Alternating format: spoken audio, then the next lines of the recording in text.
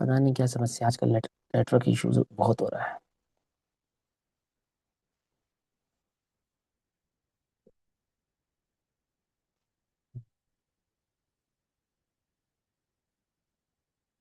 अभी ठीक चल रहा है या नहीं, अभी भी प्रॉब्लम कर रहा है? आप बोलिए। देखते हैं। अभी तो आवाज आ रही थी।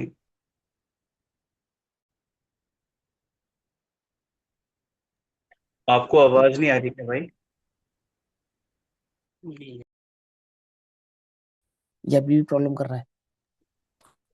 आपको हमारी आवाज आ रही है? अभी मेरी मेरी आवाज आवाज सही आ आ रही रही है? है सबको? अभी तो आ रही है, सुनाई दे हाँ। रही है, हाँ, बीच बीच आ में रही है भैया, मुझे तो आ रही है आपकी आवाज। अटक आपकी जाती आवाज है। नहीं आ रही है। अटक जा रही है। हाँ, ये कहीं पे नेट ओके चल रहा है, कहीं पे गड़बड़ चल रहा है, इंटरनेट का समस्या है या? मोबाइल डेटा पे कर लो, मोबाइल डेटा ठीक चल रहा है। हाँ, मोबाइल।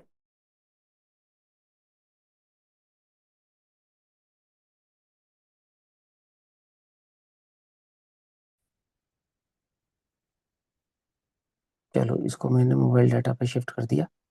अब यहाँ से ही चल रहा है तो यहाँ से पढ़ते हैं हम, ठीक है? चलो। तो हम 147 नंबर की गाथा पढ़ रहे थे, 147 नंबर की गाथा, जिसमें बताया चार प्राण से जीता था, जीता है और जिएगा भी जीव, किंतु ये चार प्राण अरे पौद्गल द्रव्यों से विरचित। अर्थात ये चारों प्राण कैसे हैं? ये पौद्गलिक हैं। वास्तव में तो जीव कौन है? जो जीता था, जीता है और जिएगा, वही वास्तव में जीव है। ये भाव आचार्य देव ने 147 नंबर की गाथा में हमको कहा। 147 नंबर की गाथा और टीका हमने कल पढ़ ली थी। 148 नंबर की गाथा आज हम पढ़ते हैं, 407 नंबर का पेज। यहाँ पे अब प्राणों की पौद्गलिकता सिद्ध करते हैं। जो प्रचार प्राण जीव के कहे जा रहे हैं और जिन चार प्राणों की अपेक्षा से जीव भाव को समझाया जा रहा है, वास्तव में वे जो चार प्राण हैं वे पौद्गलिक हैं। इसका स्वरूप यहाँ आचार्य देव हमारे समक्ष कहते हैं। वे कहते हैं, 148 नंबर की गाथा। जीवोपाणिनिबद्धो बद्धो मोहादिएहिं कम्मेहिम् उभुञ्जं कम्मफलं बद्धति अननेहिं कम्मेहिम्। 147 या 47 नंबर की गाथा है समय सारजी में, ठीक है ना? 47 नंबर की गाथा समय सारजी में, उसकी टीका में आचार्य देव ने समझाया, जिसमें है ना कि मार्ग नहीं, सेना जा रही है तो देखो कहते हैं राजा जा रहा है, पूरी सेना को कहते हैं कि राजा जा रहा है, ऐसे गाथा है ना वो। तो उसमें एक बात आई कि यदि सधे भाव को जीव ना माने तो जैसे राख को मसलने पर कोई हिंसा नहीं होती, ऐसे ही त्रस आदि जीवों को मसलने पर भी कोई हिंसा नहीं होगी। क्या? यदि ये प्राण की संयुक्त साथ से जीव को ना जीव माना जाए, अर्थात देह को मात्र देह ही माना जाए और जीव को जीव ही माना जाए, और देह संयुक्त जीव को जीव ना माना जाए, अजर अमर ही मान लिया जाए, तो क्या होगा? जैसे राख को मसलने पर कोई हिंसा नहीं होती, ऐसे तरस आदि जीवों को मसलने से भी कोई हिंसा नहीं होगी। समझ में बात नहीं? समझ? तो यहाँ प्राण के साथ जीव है, ये भाव समझा रहे हैं कि अनादि से संसार अवस्था में जो जीव की अवस्था है वो सदैव ही है, इस प्राणों के संयुक्तता से ही पाई जाती है, और इसलिए इन प्राणों से जीव का लक्षण समझाया जा रहा है। परंतु ये भेद विज्ञान का अधिकार है, मोक्ष मार्ग का अधिकार है। तो जीव को समझाते हैं कि देख भाई, भले ही तेरी पहचान इस जगत में इन प्राणों से है, हम भी तुझे सब प्राण ही कहते हैं, परंतु वास्तव में तेरा जो चैतन्य चिद्रूप भाव है वही तू है, और ये देह आदि ये तेरे परिणाम नहीं है। समझे?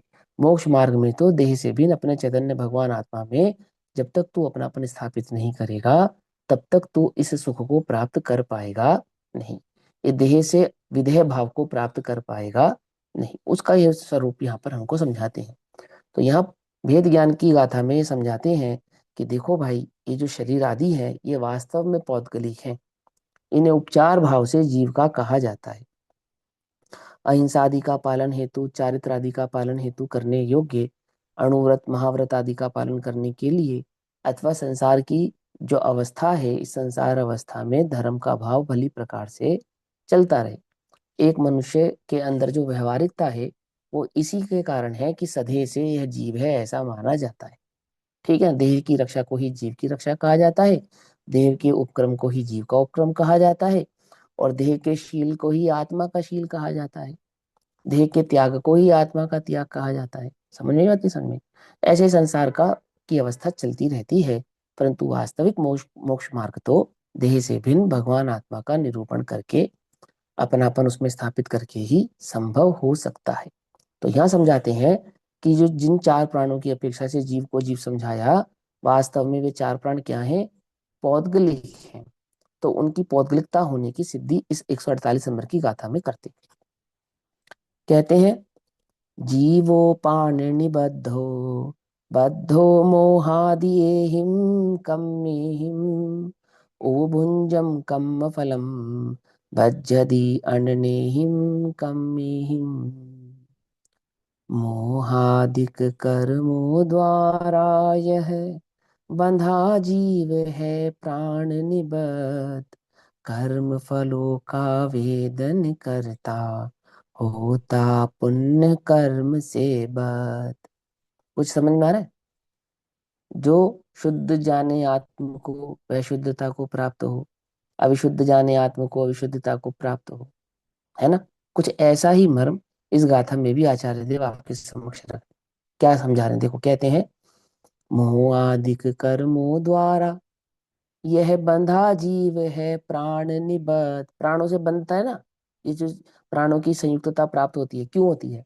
मोहादि के कारण होती है।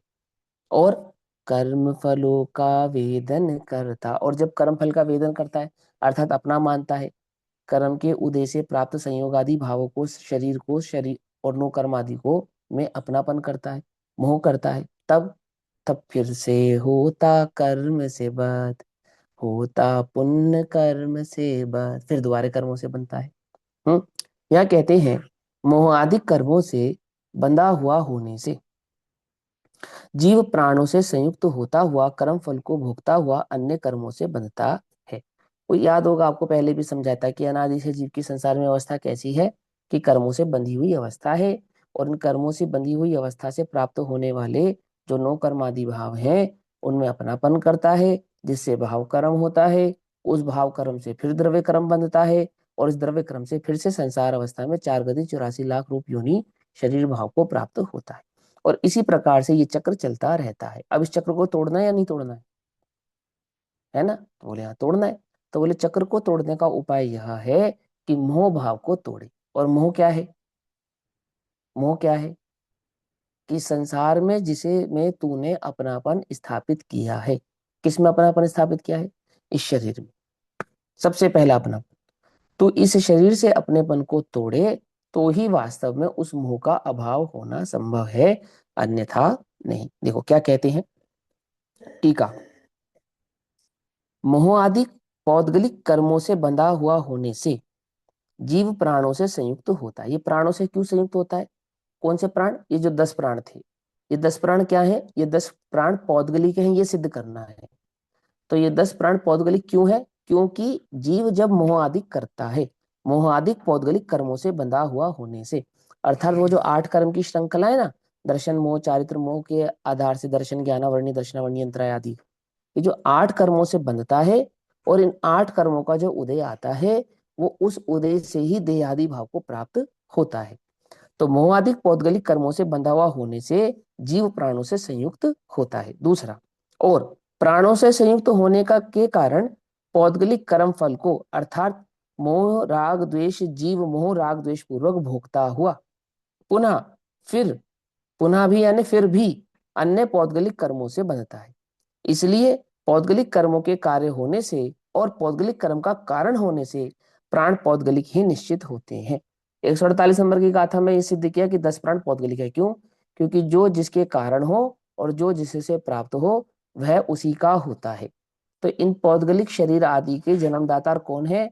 वे 8 कर्म हैं। और वे 8 कर्म कैसे हैं कि पौद्गलिक है? तो वे 8 कर्म पौद्गलिक होने से और उनके निमित्त जनित ये प्राण होने से वास्तव में तो ये जो शरीर आदि 10 प्राण है यह, और वो 8 कर्म आदि है वह, ये दोनों ही पौद्गलिक हैं। और इस 8 कर्म आदि के उदय रूप ही जीव में मोह राग द्वेष आदि प्रवृत्ति पाई जाती है। तो द्रव्य कर्म, भाव कर्म और नो कर्म तीनों ही पौद्गलिक है। ये बात इस गाथा में शॉर्ट से सिद्ध करते हैं। आगे चलते हैं। अब इसी भाव को आचार्य जयसेन तात्पर्य वृत्ति टीका में कहते हैं। 148 नंबर की गाथा में जो भाव आचार्य अमरचंद्र देव ने कहा है उसका तात्पर्य 160 नंबर की गाथा में। समझ में आई बात? तत्व प्रदीपिका की जो गाथा 148 है, तात्पर्य वृत्ति में वही गाथा 160 हो जाती है। 160 गाथा की टीका करके आचार्य जयसेंद्र समझाते हैं, पेज नंबर 408। अब पूर्व सूत्र कथित प्राणों का जो पौद्गलिक पना है उसे ही दिखलाते हैं। पूर्व सूत्र कथित यानी कि जो सूत्र नंबर 148, तात्पर्य वृत्ति अनुसार 160 नंबर गाथा में जो प्राणों को पौद्गलिक कहा है उसका यहाँ पर भाव समझाते हैं। देखो यहाँ पे छोटी छोटी गाथाएं और छोटी छोटी टीकाएं हैं बहुत, कोई लंबी चौड़ी टीका नहीं की गई। क्यों? क्योंकि ये विस्तृत टीका पिछली गाथाओं में आ चुकी है, ये भाव पिछली गाथाओं में हमें विस्तार से समझा चुके हैं। जब विशेष प्रज्ञापन और सामान्य प्रज्ञापन अधिकार समझा रहे थे तो वहां पे कर्म पौद्गलिक है, नो कर्म पौद्गलिक है, और भाव कर्म उनके निमित्त से किस प्रकार से होता है उसका पूरा विचार विश्लेषण पिछली गाथाओं की टीकाओं में आ चुका है। यहाँ तो सिर्फ आपको स्मरण मात्र करा रहे हैं, क्योंकि जो मूल भेद ज्ञान की बात है उनको आगे कहनी है। ठीक है ना? तो इन गाथाओं के माध्यम से तो आपको बस थोड़ा सा याद करा रहे हैं, रिकॉल करा रहे हैं कि देखो वो पौद्गलिक है, कैसे पौद्गलिक है, कि इनका विश्लेषण हमने पिछली गाथाओं में समझा था, और क्या समझा था उसको शॉर्ट में ऐसे याद दिला दिया आपको। तो देखो क्या कहते हैं। अब पूर्व सूत्र कृषित प्राणों का जो पौद्गलिक पना है उसे ही दिखलाते हैं। जीव, कर्ता। कर्ता माने जो कर्म को प्राप्त होता है उसको कर्ता कहते हैं।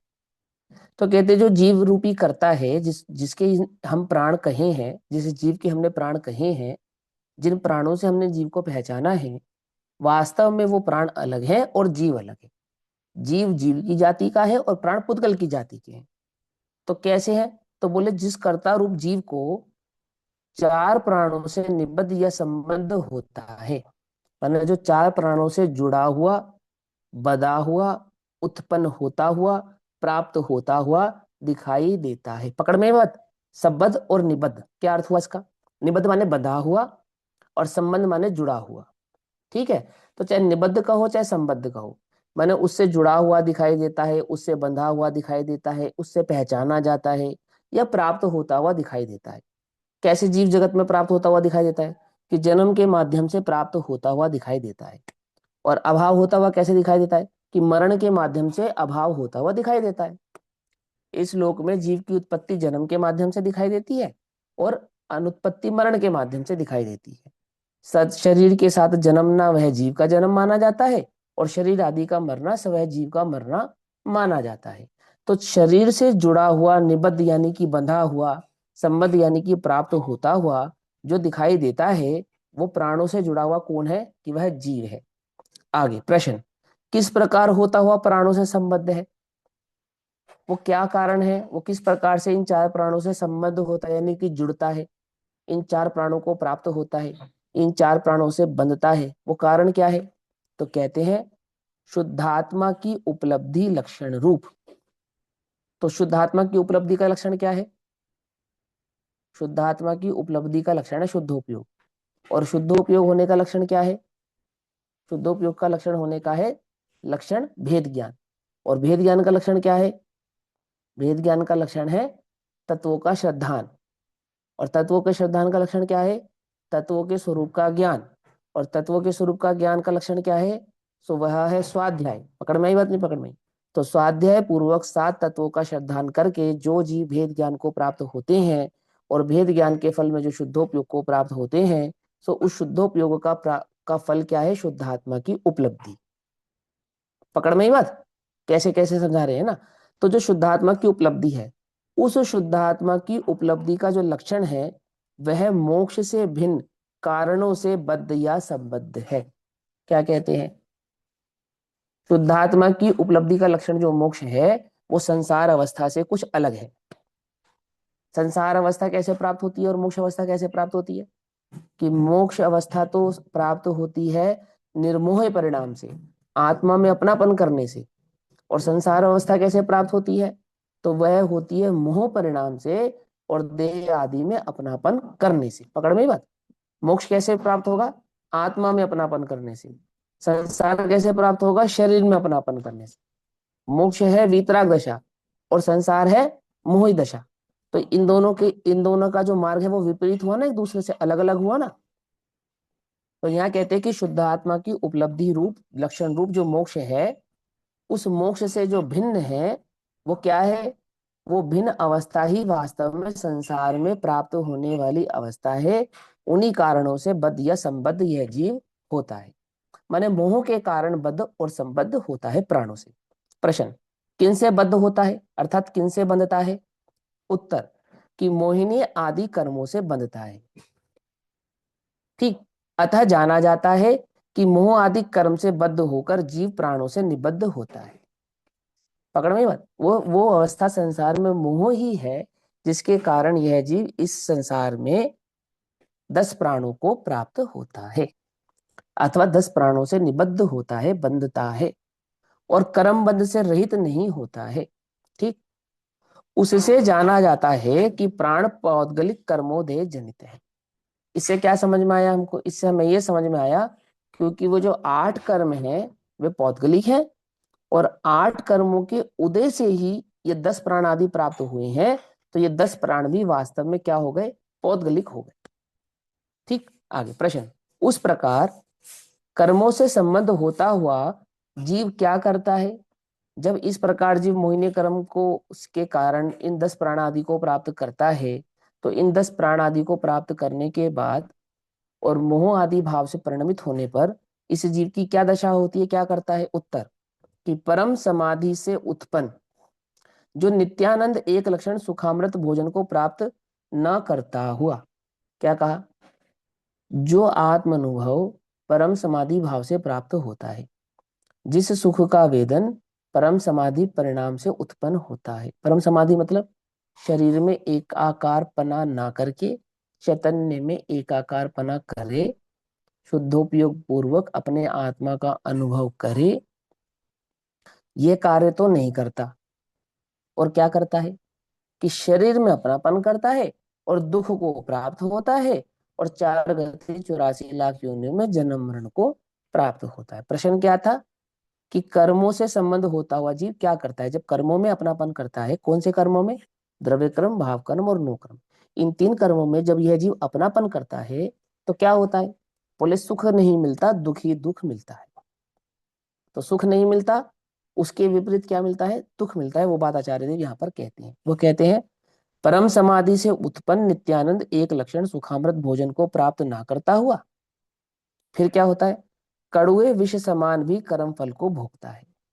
सुख का वेदन तो करता नहीं अपितु दुख का ही वेदन करता है। उस कर्म फल को भोगता हुआ यह जीव कर्म रहित आत्मा से विपरीत अन्य कर्मों द्वारा नवीन कर्मों से बद्ध होता है। अब जब कर्म फल को भोगेगा तो क्या होगा कि कर्म फल का भोक्ता होने के कारण कर्मों से कभी निबद्धता को प्राप्त नहीं होगा और कर्मों से निबद्धता को प्राप्त नहीं होने के कारण सदैव कर्मों से निरंतर बंधता ही रहेगा।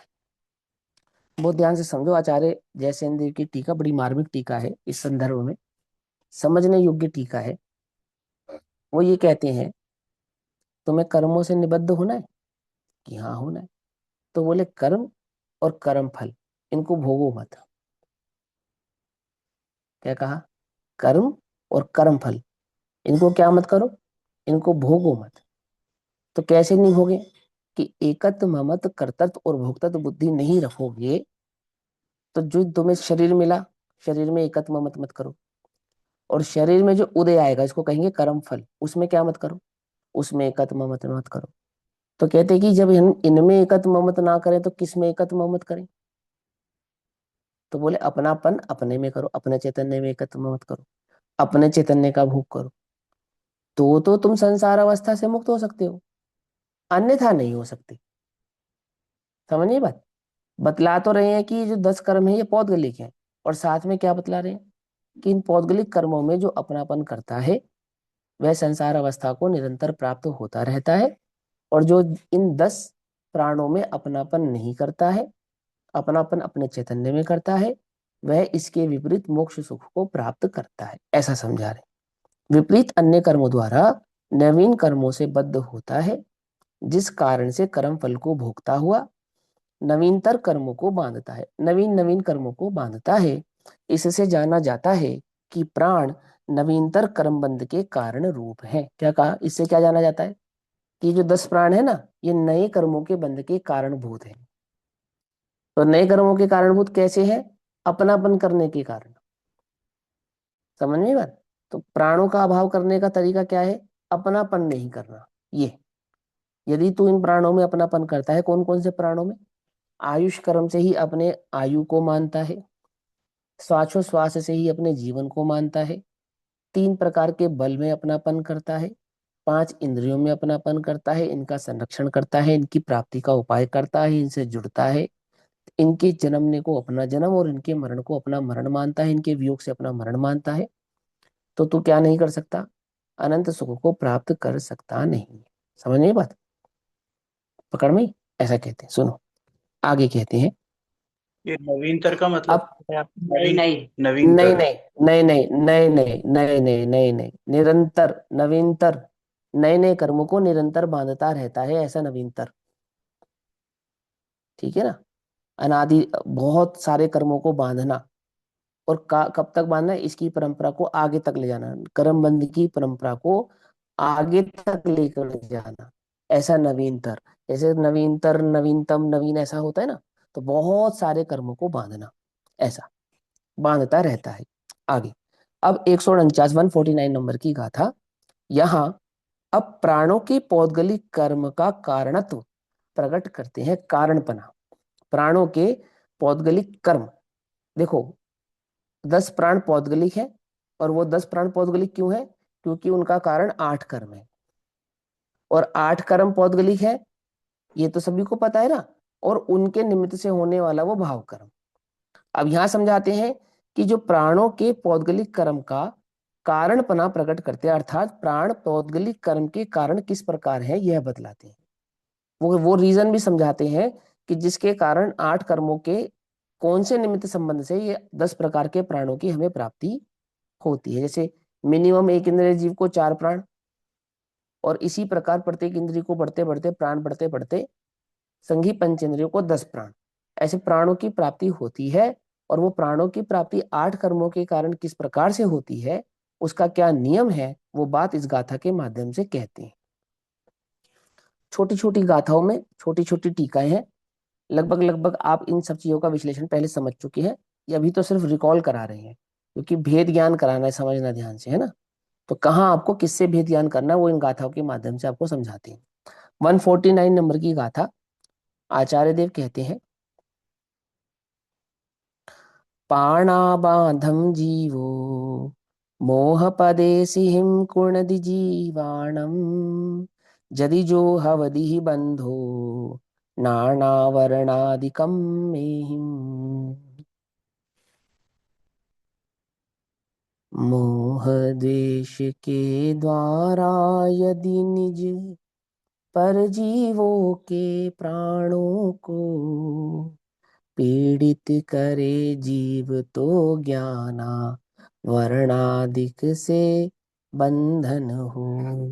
क्या कहते हैं?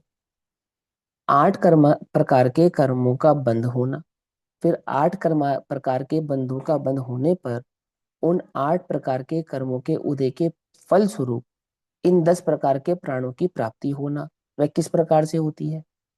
कि वो होती है कि जब यह जीव मोह द्वेष को प्राप्त होता है, और फिर मोह द्वेष को प्राप्त करके क्या करता है? निज और पर के जीवों के प्राणों का घात करता है, अर्थात अपने प्राणों का भी घात करता है और पर के प्राणों का भी घात करता है। अब यहाँ पे प्राण का अर्थ क्या है? निज प्राण तो है उपयोग, और पर प्राण है जीव के 10 प्राण। समझने की बात नहीं समझ? पकड़ में आई? है ना? निज प्राण तो है अपना उपयोग, और पर में कैसे समझेंगे उसी बात को, कि पर के वो प्राण होते हैं 10 प्राण, जब उनका वह घात करता है, अर्थात स्वयं तो राग द्वेष करता ही है, और अन्यों को भी राग द्वेष में निमित्त होता है, या उनमें राग द्वेष की उत्पत्ति का कारण बनता है बुद्धिपूर्वक। तब क्या होता है? उन जीवों को वह पीड़ित करता हुआ, किन जीवों को? अपने को पीड़ित करता हुआ और दूसरे को पीड़ित करता हुआ 8 प्रकार के कर्मों से बंधता है, और उन 8 प्रकार के कर्मों के बंधन के फल स्वरूप ही ये 10 प्रकार के प्राण अपने को प्राप्त होते हैं। बस इतना सा बात आपको फिर से याद करानी है। ठीक, देखो क्या कहते हैं। यदि जीव मोह और द्वेष के द्वारा स्व तथा पर जीवों के प्राणों का बाधा पहुंचाते हैं, प्राणों को बाधा कौन पहुंचाते हैं? यदि कोई भी जीव राग और द्वेष के द्वारा अपने प्राणों को बाधा पहुंचाए या दूसरे के प्राणों को बाधा पहुंचाए, तब क्या होता है? तो पूर्व कथित ज्ञानावरणादि कर्मों के द्वारा बंध होता है। जैसा कि हम पिछली गाथाओं में बता चुके हैं, वो जो 10 प्राणों प्राणों की प्राप्ति 8 कर्मों के कारण होती है, और वो 8 कर्म इस कारण से बंधते हैं, मोह और राग द्वेष के कारण ही वास्तव में ये ज्ञानावरणादि कर्मों का बंधन होता है। मोह माने मिथ्यात्व, और राग द्वेष यानी चारित्र मोह। आत्मा को नहीं जानने के कारण, आत्मा में अपनापन नहीं करने के कारण, और अपनापन करने के बाद अपने उपयोग को उसमें स्थापित नहीं करने के कारण ही इस संसार में 8 कर्मों के बंधन की प्राप्ति होती है। और 8 कर्मों के बंधन की प्राप्ति के उदय स्वरूप ही इन 10 प्राणों से संयुक्तता होती है। ऐसा तो कहते हैं, पहले तो प्राणों से जीव कर्म फल को भोगता है। 5 इंद्रियों से कर्म फल को भोगता है, मन वचन काय से कर्म के फल को भोगता है, श्वासोश्वास और आयुष कर्म का उदय। ये सब क्या है? ये कर्म फल को भोगना है। आयुष कर्म के उदय से गति निर्धारित होती है, समझना है ना? मनुष्य गति, तिरंज गति, देव गति, नारकी गति, ये आयुष कर्म से निर्धारित होती है, तो गति को भोगता है। और गति में प्राप्त होने वाले संयोगों को भोगता है, और उस गति के अनुसार प्राप्त होने वाले शरीर आदि को भोगता है। तो सबसे पहले क्या करता है? पहले तो प्राणों से जीव, प्राणों से मतलब 5 इंद्रियों से, मन वचन काय से, आयुष से और श्वास से जो कर्म का फल प्राप्त हुआ है, उस कर्म के फल के प्राप्त को भोगता है ना? समझ में मत, आपको जितना भी कर्म का उदय आता है वो 5 इंद्रिय के निमित्त से आता है, सिंपल सी बात है। जब जब आपका उपयोग बहिर्मुख होता है, जब जब आपको सुख दुख की अनुभूति होती है, इस लोक में आप जिसको सुख दुख कहते हैं, वो सारा का सारा इंद्रिय जनित है ना? इंद्रिय जनित है या नहीं है? मैं मैंने इंद्रिय के सुख को अपना सुख, और इंद्रिय के दुख को अपना दुख। इंद्रिय की साता मेरी साता, और इंद्रिय की असाता सो मेरी असाता। जो चीज इंद्रियों को अनुकूल जान पड़े सो वो मुझे अनुकूल जान पड़ती है, और जो इंद्रियों को प्रतिकूल जान पड़े सो वो मुझे प्रतिकूल जान पड़ती है। और इस लोक में कोई इस देह की बुराई कर दे तो वो मेरी बुराई है, और इस देह की कोई तारीफ कर दे सो मेरी तारीफ है। देह की प्रशंसा अपनी प्रशंसा, देह का बुराई मेरी बुराई, देह का उपचार मेरा उपचार, देह की निंदा मेरी निंदा, है ना? ऐसे देह का समर्पण, जैसे देह की कोई वो करे सेवा सो वो मेरी सेवा, है ना? और देह का अपमान सो वो मेरा अपमान, देह का रोग सो मेरा रोग, देह की निरोगता सो मेरी निरोगता। तो इस प्रकार कर्म फल को जीव इन 5 इंद्रियों के माध्यम से भोगता है, 10 प्राणों के माध्यम से भोगता है। तो पहले तो प्राणों से जीव कर्म फल को भोगता है, इंद्रियों से, बल से, आयुष से, श्वास से। उसे भोगता हुआ मोह तथा द्वेष को प्राप्त होता है, क्योंकि जब वह इंद्रियों का भोक्ता बनेगा, पर का भोक्ता बनेगा, तो राग द्वेष हुए बिना रहेंगे नहीं। तो प्राणों का भोक्ता होने पर यह जीव क्या करता है? राग और द्वेष को प्राप्त करता है। फिर उन राग और द्वेष से क्या होता है? उनसे स्वजीव तथा परजीव के प्राणों को बाधा पहुंचाता है, क्योंकि अपने को अनुकूलता चाहिए। अनुकूलता नहीं प्राप्त होने पर दुखी होता है, देह को साता प्राप्त नहीं होने पर दुखी होता है, और देह को साता पहुंचे उसके लिए क्या करता है? उसके लिए जीवों के प्राणों का घात करता है। आई बात समझ में? नहीं, बहुत ध्यान से समझना। एसी चलाना, पंखा चलाना, कूलर चलाना, लाइट चलाना, सब प्राणों का घात करना ही है। पकड़ में ही बात नहीं? पकड़ में? कोई कमेंट कर सकता है, और भैया ये जो बोलना और कक्षा लेना और पढ़ाना और ये जो मोबाइल डाटा यूज करना, ये सब इनसे प्राणों का घात नहीं है? कि इससे भी होता है? इससे बंद नहीं होता कि इससे भी बंद होता है? ये मोक्ष मार्ग नहीं है कि बिल्कुल भी नहीं है? इसका भी निषेध है कि हाँ इसका भी निषेध है। समझे? पढ़ने पढ़ाने का भी निषेध है, शिष्यों में राग रखने का भी निषेध है। समझे नहीं समझे? तुम दीक्षा लो, ऐसे परिणाम का भी आचार्यों को निषेध किया है। ठीक इसी प्रवचन सार जी में किया, घबराना नहीं, कहीं और पढ़ने की जाने की जरूरत नहीं पड़ेगी। आप यही समझाएंगे हर एक बात। आपको याद होगा, मैंने जब आपको पुरुषार्थ सिद्धि उपाय ग्रंथ पढ़ाया तो वहां मैंने आपको एक बात समझाई कि अभक्ष का सेवन करना तो पाप है ही, लेकिन भक्ष्य का सेवन करना पुण्य नहीं है। समझे? वो भी पाप है। वो तो ज्यादा पाप और कम पाप का भेद है। तो पाप नहीं है वो क्या है? अनाहारी भगवान आत्मा में अपने उपयोगों को स्थिर करना, वो पाप नहीं है। समझ में बात? नहीं समझ? तो उपचरित कथन है, भक्ष्य के सेवन को पुण्य कहना ये उपचरित कथन है। ऐसे यहां समझा रहे हैं कि जब तक तुझे इंद्रिय में अहम बुद्धि रहेगी तब तक हिंसा रुक ही नहीं सकती, राग द्वेष हुए बिना रह ही नहीं सकता, जीवों के प्राणों का घात हुए बिना रह ही नहीं सकता। समझ में बात है? समझ में? यहाँ से वहां जाने में, बोलने में, उठने में, बैठने में, खाने में, पीने में, नाना प्रकार के कार्य करने में हिंसा हुए बिना रहेगी नहीं, होगी ही होगी। ऐसा। तो क्या कहते हैं, जब जीव 10 प्राणों का भोक्ता बनता है, प्राणों की रक्षा के लिए आहार आदि भी करता है, वस्त्र आदि भी धारण करता है, नाना प्रकार के कार्य भी करता है, और उनसे अपनी, क्योंकि अनुकूल प्राप्त ना हो तो अपनी हिंसा, प्रतिकूल हो जाए तो अपनी हिंसा, और उन प्रतिकूलताओं को अनुकूल बनाने के लिए पर की हिंसा, ऐसे प्राणों को बाधा पहुंचाता है। आई बात समझ में? है ना? सारा संसार घूमने का विकल्प है, बोलो हिंसा होती है नहीं होती उससे? ट्रेन में, प्लेन में, गाड़ी में, यहाँ से वहां, इधर उधर दौड़ दाड़ करने में हिंसा नहीं होती? खूब हिंसा होती है, खूब। तीर्थ यात्राओं में हिंसा नहीं होती? बहुत हिंसा होती है। समझना, उल्टा नहीं पकड़ना, कभी उल्टा पकड़ लो। तो अब तीर्थ यात्रा करें या नहीं करें, कि पहले बड़ी हिंसा त्यागो? समझे नहीं समझे? फिर छोटी हिंसा त्यागना। एक शुद्धोपयोग करते हो तो कुछ मत करो, और शुद्धोपयोग नहीं करते हो तो लोक में जो महापाप है वह नहीं करने योग्य है, जो कम पाप है वह कदाचित अपेक्षाकृत करने योग्य है। ऐसा। हम उपदेश तो क्या है, भोजन ना करो, और करना ही पड़े तो भक्ष का करो। उपदेश क्या है कि यहाँ वहां फिरो मत, और फिरना ही है तो तीर्थ यात्रा करो। क्या कहा? समझ नहीं? नहीं समझे? इधर उधर के कार्य मत करो, करने ही है तो ऐसे कार्य करो जिससे अपने को और पर को बाधा ना पहुंचे। ऐसा। समझे या नहीं समझे? उपदेश क्या है, पानी का इस्तेमाल मत करो, ये उपदेश है। और करना ही पड़े तो छान के करो। ऐसा। आई बात समझ में? नहीं समझे? पहला उपदेश क्या है, पुरुषार्थ सिद्धि उपाय में यही यही नियम है।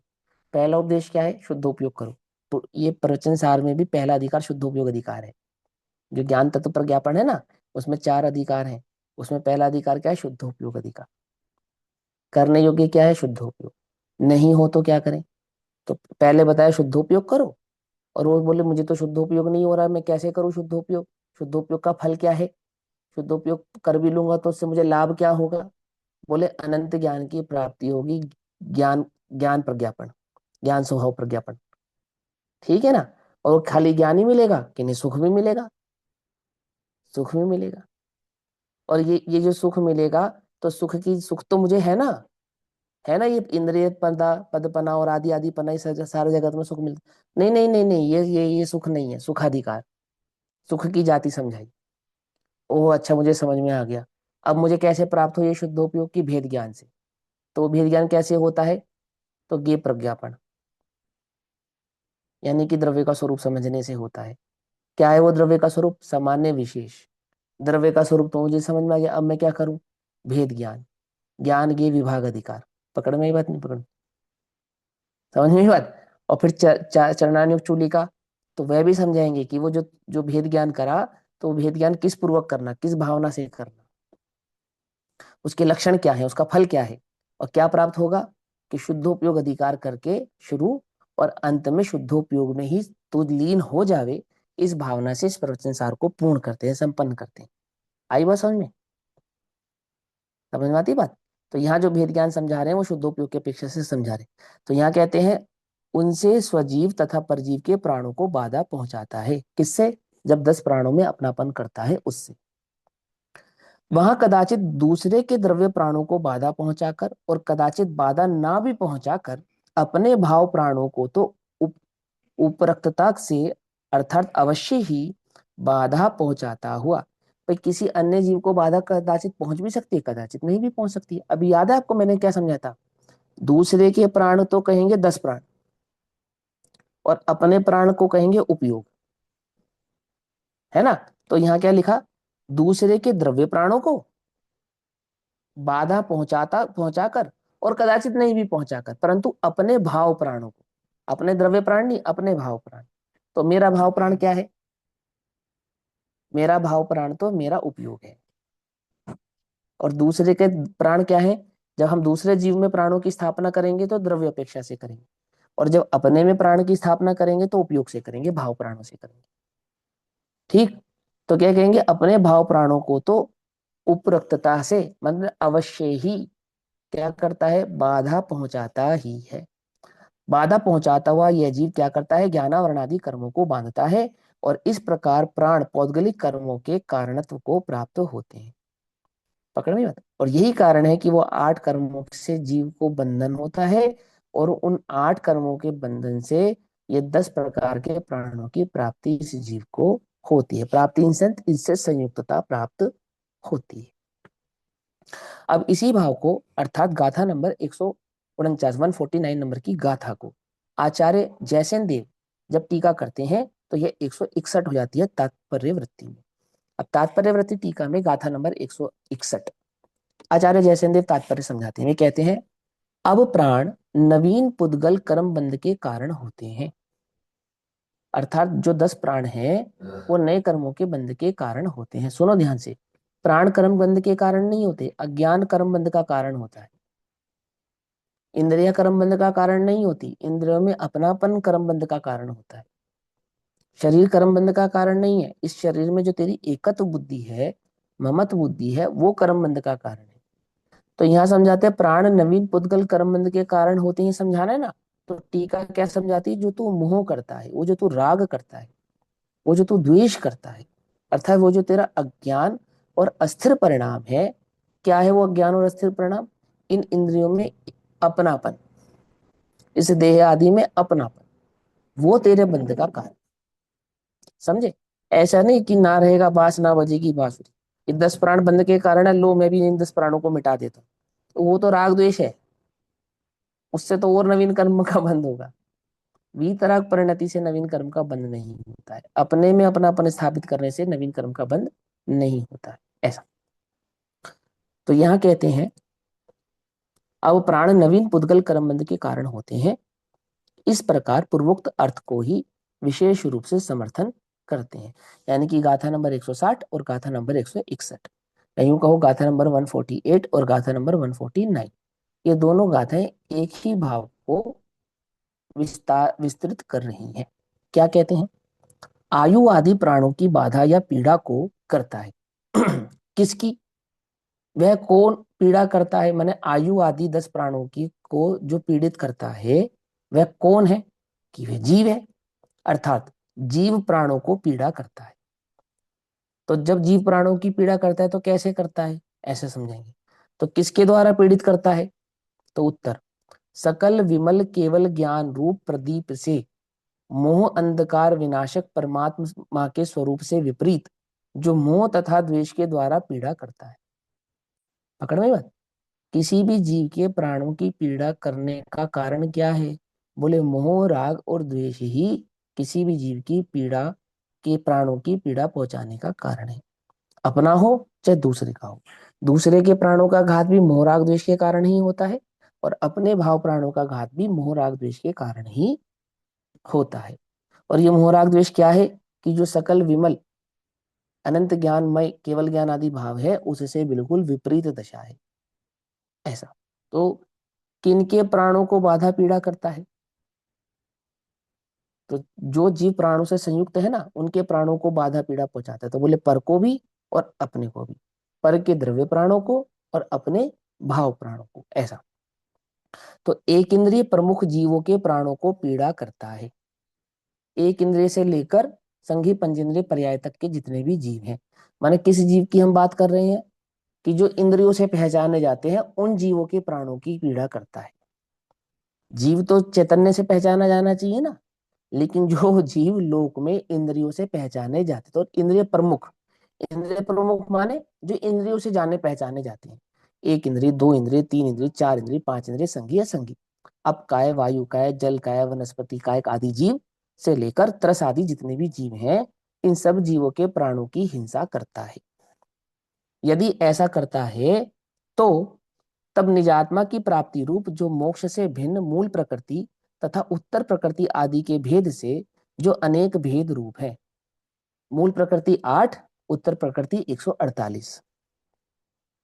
पकड़ में बात, जो मूल प्रकृति से 8 कर्म रूप है और उत्तर प्रकृति से 148 के भेदों को प्राप्त हुए हैं, ऐसे मूल और उत्तर प्रकृति के आश्रव रूप कर्मों को बांधता है। पकड़ में ही बात, ऐसा कहते हैं। तो कहते हैं तब निजात्मा की प्राप्ति रूप मोक्ष से भिन्न। तो निजात्मा की प्राप्ति रूप जो मोक्ष है वो कैसा है? वो तो कर्म रहित भाव है, और उस कर्म रहित भाव से जो भिन्न भाव है वो कर्म सहित भाव है।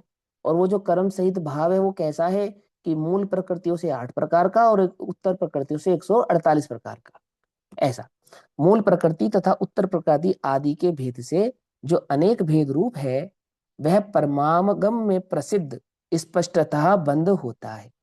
परमागम में प्रसिद्ध मतलब वो जो षटखंडागम या कर्णानुयोग आदि के आधार से हमको प्राप्त है, उसमें स्पष्टता ही बंध का वह स्वरूप बतलाया गया है कि किस प्रकार से यह जीव 8 और 148 कर्म प्रकृतियों को बंधन को प्राप्त हो रहा है। किसके द्वारा बंद होता है? कि ज्ञानावरण आदि कर्मों के द्वारा बंद होता है। इससे जाना जाता है कि वह जो प्राण है वो पुद्गल कर्म बंध के कारण है। यानी उन प्राणों में जो राग द्वेष मोह पूर्वक पीड़ा या बाधा पहुंचाई जावे तो क्या होता है? उससे नवीन कर्मों का बंध होता है। अब एक बात और सुनो, 148 और 149 नंबर की गाथा को बहुत ध्यान से समझना है ना। पाप कितने प्रकार के होते हैं? ऐसे ऐसे इशारे से बताओ, ऐसे इशारे से। एक ही 5 होता प्रकार के। हाँ, ये दीदी को याद आ गई बात। है। हाँ, एक एक ही हो गया, होता हाँ, है माला आंटी को भी याद हो गया। हाँ हाँ, सबको याद आ गई। पाप एक ही होता है, कौन सा होता है बताओ? नाम भी बता दो फटाफट। मिथ्यात। हाँ, मिथ्यात। हिंसा। हिंसा। हाँ, हिंसा। Very good. समझे? पाप एक ही होता है, उसका नाम हिंसा है। और हिंसा के ही विस्तार हिंसा, झूठ, चोरी, कुशील और परिग्रह है। कहाँ है? ये पुरुषार्थ सिद्धि उपाय की टीका में और गाथा में आया है। वो पुरुषार्थ सिद्धि उपाय के रचयिता कौन है? आचार्य अमरचंद्र देव, है ना। और आचार्य अमरचंद्र देव इस टीका में आचार्य कुंद कुंद के अनुसरण से ये बात कहते हैं, और उसी का अनुसरण आचार्य जयसेन देव ने इन टीकाओं में किया। एक ही पाप है, हिंसा। और वो हिंसा क्या है? प्राणों का घात करना। और वो प्राणों का घात कैसे होता है? कि वो मोह राग द्वेष से होता है। और कर्म बंध का एक ही कारण बतला रहे हैं ना, यहाँ पे हिंसा बता रहे हैं बस, कि वो हिंसा है और हिंसा से कर्म बंध होता है। तो झूठ भी हिंसा है, चोरी भी हिंसा है, कुशील भी हिंसा है, परिग्रह भी हिंसा है। और वो हिंसा क्या है? कि वो हिंसा वास्तव में मोह राग द्वेष है। भाव हिंसा और द्रव्य हिंसा। भाव हिंसा क्या है? कि जीव अपने स्वरूप को ना पहचान कर पर में जो सुख बुद्धि करता है, और पर में सुख बुद्धि होने से जो मोह राग द्वेष उत्पन्न होते हैं, वो भाव हिंसा है। ठीक। अब हिंसा का अपर नाम मिथ्यात है वास्तव में। तो समझे या नहीं समझ में? यही बात, मिथ्यात को हिंसा नहीं कहते, हिंसा को मिथ्यात कहते हैं। समझे नहीं समझे? अब उसका तो आगे चल के अध्यात्म में विस्तार हो जाता है। माने आगम में जो हिंसा है, अध्यात्म में उसी का नाम मिथ्यात्व है। पकड़ में ही बात। आगम में जो राग द्वेष है, अध्यात्म में उसी का नाम चारित्र मोहिनी है। समझ में ही बात, नहीं समझ में? क्या कहा? उसका विस्तार है, और ये टीका वही समझा रही है आपको कि एक हिंसा है जो 8 कर्मों के बंध का और उनकी प्राप्ति का, 10 प्राणों की प्राप्ति का कारण है। और क्या है वो हिंसा? कि बोले अपने और दूसरे के प्राणों का घात करना। और बोले अपने और दूसरे के प्राणों का घात हम कैसे करते हैं? बोले मोह और राग और द्वेष के वशीभूत होकर करते हैं। और वो मोह राग द्वेष क्या है? कि मोक्ष की शुद्धोपयोग की भावना से बिल्कुल विपरीत परिणाम है। समझ में ये बात? आचार्य जयसेन देव की टीका की 2 खासियत। पहली खासियत क्या है? कि वो अपने टीका में जो वस्तु स्वरूप निरूपित करते हैं वो शुद्ध आत्मा की अपेक्षा से, प्रमुखता से करते हैं। और दूसरी, कि वो पहला कथन नास्ति से करते हैं और दूसरा कथन अस्ति से करते हैं। समझे? जिसमें मोक्ष मार्ग से विपरीत है, मोक्ष मार्ग से विपरीत है, मोक्ष मार्ग से विपरीत है, ऐसे विपरीत विपरीत कहकर मिथ्यात्वादी भावों को समझाते हैं। ये शैली है उनकी। मैंने वो उनकी कथन शैली कैसी है कि पहले मोक्ष का स्वरूप समझाएंगे और फिर कहेंगे इससे जो विपरीत है वो पाप है। पहले शुद्धोपयोग का स्वरूप समझाएंगे, फिर बोलेंगे इससे जो विपरीत है वो मिथ्यात्व है। ऐसा इन्हें, ये शैली है उनकी। तो अगर हम लिखना चाहें आचार्य जयसेन देव की शैली में, तो ऐसे लिखेंगे कि आत्मा को पहले मुख्य करेंगे सिद्धांत समझाने के लिए, और फिर मोक्ष के सिद्धांत को पहले लिखेंगे, और फिर उससे जो विपरीत है वो हिंसा है, वो झूठ है, वो चोरी है, वो कुशील है, वो परिग्रह, ऐसे ऐसे। ऐसे करके समझाएंगे। तो ऐसे इन्होंने यहाँ क्या समझाया, जिसके द्वारा बंद होता है। बोले किसके द्वारा बंद होता है? हाँ, एक मिनट, यहाँ पे प्राणों का घात वाली बात आपने क्या समझाई है? प्राणों का घात क्या? अभी बोला ना प्राणों आपने का घात। किसको? हाँ, हाँ, वो वाली बात बताइए जरा एक बार। प्राणों का मैं घात समझा नहीं होता फिर। है, आपने को पता ना? मोह राग द्वेष के वशीभूत होकर प्राणों का घात करता है ना। बोले प्राण का घात ही हिंसा है। और वो प्राणों का घात हिंसा, वो प्राणों का घात कैसे करता है? बोले मोह राग और द्वेष के वशीभूत होकर करता है। और वो हिंसा कैसे होती है कि स्व और पर दोनों ही जीवों की होती है। जब मोह राग द्वेष करता है तो अपनी भाव हिंसा करता है, और उसी मोह राग द्वेष के वशीभूत होकर दूसरे जीवों की, पर जीवों के द्रव्य प्राणों की हिंसा करता है। तो करणान योग में, चरणान योग में जो हिंसा है, अध्यात्म में उसी हिंसा का नाम मिथ्यात्व है। समझ में आई बात? नहीं समझ? माने तो वो जो अज्ञानता है। हाँ हाँ बोलो। हाँ हाँ प्राणों बोलो का बोलो। तो कह रहे हैं, मिथ्यात्व को कह रहे हैं, प्राणों का घात से किसको कह रहे हैं हाँ, वो? हिंसा कह रहे हैं, हिंसा को प्राणों का घात कह रहे हैं। अच्छा, नहीं, और वो हिंसा हिंसा, हिंसा दो प्रकार की है।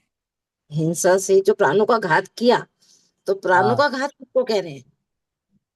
हाँ, प्राणों का अ, घात बताया ना, अपने भाव प्राण और दूसरे के द्रव्य प्राण।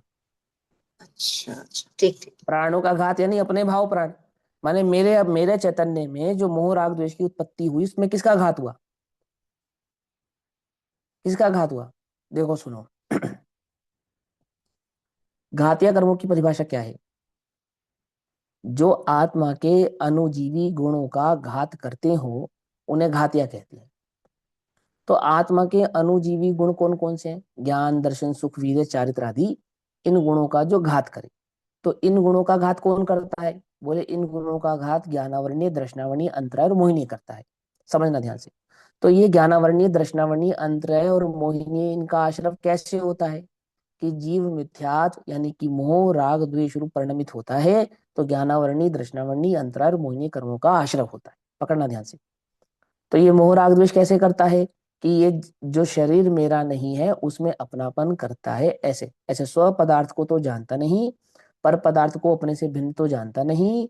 ऐसे स्वपर के भेद ज्ञान नहीं होने के कारण पर पदार्थ में एकत्व, ममत्व, कर्तृत्व और भोक्तत्व बुद्धि धारण करता है, जिससे इसको मोह राग द्वेष होते हैं। और उस मोह राग द्वेष से प्राणों का घात होता है। अगला प्रश्न, किसके प्राणों का घात होता है? कि अपने तो भाव प्राणों का घात होता है, और दूसरे के द्रव्य प्राणों का घात करता है। तो जब दूसरे के द्रव्य प्राणों की घात की बात आई, तो टीका में क्या लिखा? दूसरे के द्रव्य प्राणों का घात करे, कदाचित नहीं भी करे। देखो लिखा ना, देखो ये लिखा। ये पढ़ो, पेज नंबर 409, सेकंड नंबर की लाइन, 409 में सेकंड नंबर की लाइन। वहां कदाचित दूसरे के द्रव्य प्राणों को बाधा पहुंचाकर, और कदाचित बाधा ना पहुंचाकर। क्यों? क्योंकि दूसरे के द्रव्य प्राणों को जो बाधा पहुंचेगी, वो तो उसके स्वयं के उदय अनुसार पहुंचेगी। लेकिन ये जो मोह राग द्वेष किया, इससे अपने भाव प्राणों को तो अवश्य ही बाधा पहुंचाता हुआ। ऐसा नहीं है कि तुम मोह राग द्वेष करोगे तो तुम्हारे प्राणों को कदाचित घात होगा और कदाचित नहीं होगा। तुम्हारे मोह राग द्वेष से तो तुम्हारे भाव प्राणों का तो निरंतर घात ही होगा। अब मेरे भाव प्राण कौन से हैं? तो मेरे भाव प्राण होंगे दर्शन, ज्ञान, सुख, वीर्य, चारित्र। ये मेरे भाव प्राण कहलाएंगे। अनुजीवी गुण है ना। समझे नहीं समझे? ये मेरे भाव प्राण है।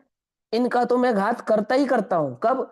जब मैं मोह राग द्वेष रूप परिणमित होता हूं तब। और मेरे इन मोह राग द्वेष से अन्य जीवों का घात हो भी सकता है, कदाचित नहीं भी होता है। लेकिन इसका मतलब ये नहीं है कि हिंसा नहीं होती है। यदि मैं पानी छानता हूं, तो हो सकता है हिंसा ना हो, सो ना, उल्टा नहीं पकड़ना। लेकिन वो जो उपयोग मेरा पर में गया, वो अभी चार चरणान्यु की अपेक्षा से समझा रहा हूं।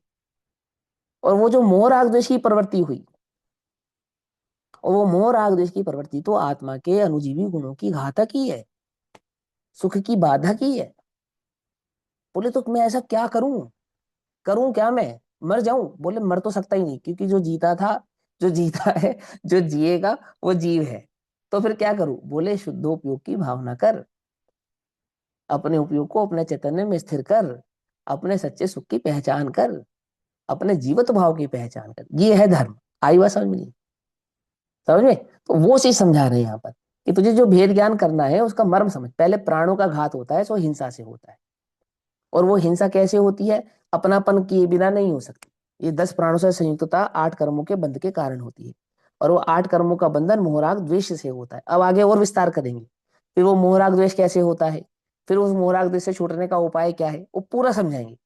फिर बतलाता हूं, आपकी उंगली पकड़ के आपको मोक्ष मार्ग में चला रहे हैं। आप ये मत सोचो कि हम प्रवचन सार जी पढ़ रहे हैं तो बहुत ऐसी कोई बात कहेगी जो हमने कभी सुनी नहीं होगी। समझे? वो तुमको मैंने कहा ना एकदम ऐसे समझाएंगे कि तुम बिल्कुल निपट अजान हो, है ना। उन्हें मालूम नहीं है कि तुम 5, 10, 15 साल पुराने स्वाध्यायी हो। इसीलिए वो तुमको बिल्कुल छोटे से छोटी बात से लेकर और वो सूक्ष्म से सूक्ष्म बात की ओर लेकर जाएंगे। उन्हें स्थूल से स्थूल बात को लेकर और बिल्कुल सूक्ष्मतम जो भेद ज्ञान की धारा है वहां लेकर जाएंगे। ठीक, तो देखो यहाँ क्या कहा, इससे जाना जाता है कि प्राण पुद्गल कर्म बंध के कारण है। आगे यहां यह अर्थ है, क्या अर्थ है कि अयत्रार्थ, यहां यह अर्थ है, मैंने आचार्य जयसेन देव स्वयं समझा रहे हैं अपनी बात का अर्थ, ये भावार्थ नहीं है।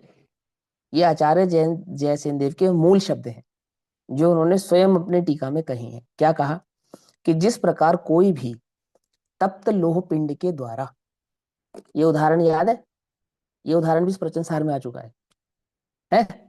तप्त लोह पिंड के द्वारा, और पुरुषार्थ सिद्धि उपाय में यही उदाहरण दिया आचार्य अमरचंद्र देव ने कि जैसे तुम कोई जलता हुआ कोयला उठाओ और किसी की ओर फेंको, तो जब तुम कोयला उठाओगे और किसी की ओर फेंकोगे जलता हुआ, तो तुमने जिसकी ओर फेंका कदाचित उसको लग भी सकता है और कदाचित उसको नहीं भी लग सकता है, लेकिन तुमने जब उठाया तो तुम्हारा हाथ तो उसमें जला ही जला।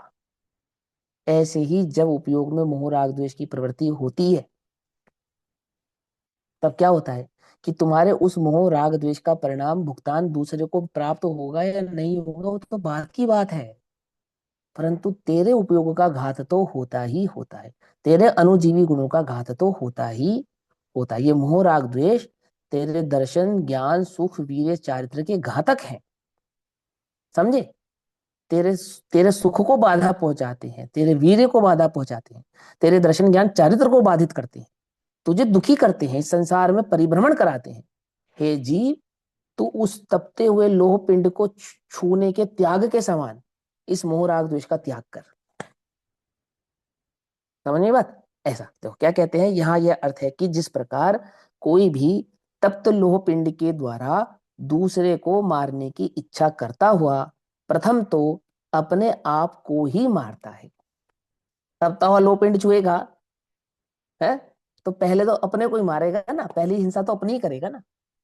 और सुनो, वो तपता हुआ लोह पिंड तो बाद में छुएगा, लोह पिंड से मारने का परिणाम ही इस चैतन्य के भाव का घातक है, शरीर का थोड़ी कोई घात है उसमें। ऐसा तत्पश्चात अन्य के घात होने का नियम नहीं है। अन्य का घात हो ही जाए इसका कोई नियम नहीं है, लेकिन तेरा घात हो गया ये तो पक्का नियम से हो गया। समझे नहीं समझे? ऐसा कह, उसी प्रकार यह अज्ञानी जीव भी तप्त लोहे पिंड की जगह क्या उठाया, मोह परिणाम से परिणमित होता हुआ पहले निर्विकार स्वसंवेदन ज्ञान स्वरूप अपने ही शुद्ध प्राणों का घात करता है, अपने अनंत दर्शन ज्ञान सुख वीर्य चारित्र आदि गुणों का घात करता है, अपने अनुजीवी गुणों का पहले घात करता है। तत्पश्चात बाद में समय पर समय बाद के समय में पर के प्राणों के घात होने का कोई नियम नहीं है। हो जाए नहीं हो पाए नहीं हो पाए। और सुन, यदि उसके प्राणों का घात होता भी है तो वो तेरे करने से हुआ नहीं है, ये बात और समझो। समझे नहीं समझे? वो तो उसकी उदयगत योग्यता से हुआ है, निज के कर्म के उदय के कारण हुआ है, लेकिन वो जो तूने अंदर में परिणाम किया बस तेरे तो अनुजीव गुणों का घात हो ही गया। ऐसा ऐसा कहकर आचार्य देव 161 नंबर की इस गाथा का अनुवाद करते हैं। अब तत्व प्रदीपिका गाथा क्रमांक 150, 150 नंबर की गाथा क्या बताती है कि अब पौद्गलिक प्राणों की संतति, संतति का मतलब होता है कंटिन्यूटी, धारा प्रवाह, है ना। पौद्गलिक प्राणों की प्राप्ति की जो अनादि से संतति चली आ रही है, एक के बाद एक, एक के बाद एक के बाद एक, बार बार जो प्राप्ति होती जा रही है, तो पौद्गलिक प्राणों की संतति की प्रवृत्ति का अंतरंग हेतु सूत्र द्वारा कहते हैं। ये तो बहिरंग सूत्र बता दिया, मोह राग द्वेष, है ना। अब अंतरंग सूत्र बताएंगे। ठीक समझाया ना आपको, कि स्थूल भी समझाएंगे और स्थूल से सूक्ष्म समझाएंगे, और मोह राग द्वेष क्या हुआ ये भी बताएंगे, फिर वो कैसे किया ये भी बताएंगे, उसका क्या कारण है वे भी बताएंगे, और छूटना कैसे है वो भी बताएंगे। लेकिन एक बात ध्यान रखो, पूरा का पूरा भेद ज्ञान इस शरीर से ही पहले होगा और अंतिम भी देह से ही होगा।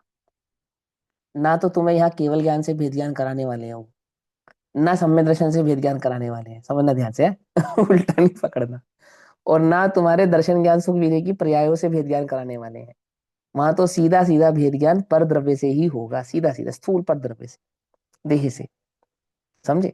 जो अप्रगट है उससे कुछ भेद ज्ञान नहीं है, क्योंकि तन्मयता तेरी प्राप्त पर्याय में है, अप्रगट पने में नहीं है। जैसा तू शरीर को अपना मानता है, ऐसा तू केवल ज्ञान को अपना नहीं मानता है। जैसे तेरा अपनापन इस शरीर और शरीर के सगे संबंधियों में है, ऐसा अपनापन तेरे सम्यक दर्शन आदि परिणामों में नहीं है। तो जिनमें तेरा अपनापन नहीं है उनसे भेद ज्ञान कराने का कोई औचित्य भी नहीं है। इसका मतलब ये नहीं है कि वो भेद ज्ञान कराना गलत है।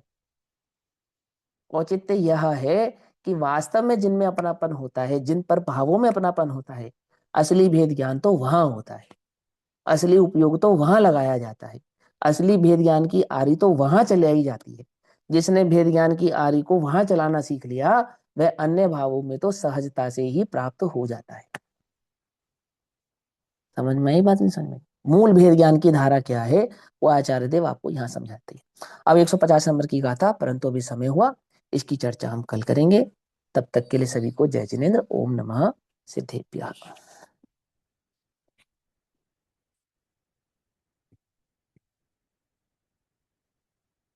निज निधि निज में बताई यह अनंत उपकार है, उसके लिए जिनवाणी माँ को वंदना शत बार। नमो रियंताणम नमो सिद्धाणम नमो नमो रियंताणम